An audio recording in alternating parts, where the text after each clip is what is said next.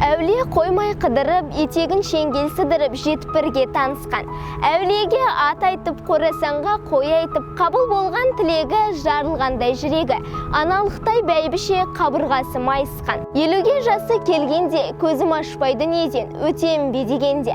Сонда көрген арыстан, бір ұл бір қыз атадан. Қыздың аты Қарлығаш, Қобыландыға қарындас. Мен Сердалы Ая Азат қызы, Қазалы ауданы номері 226 мектеп гимназияның 7 А сынып оқушысымын. Тұлпар мініп туалған ұлттық байқауына қатысуға толықтай дайынмын. Себебі күніне 15-тен аса жаттап, Қобыланды батыр жырын толықтай жаттап бітірдім. Өзіммен қатар осы байқауға қатысушылардың барлығына сәттілік тілеймін.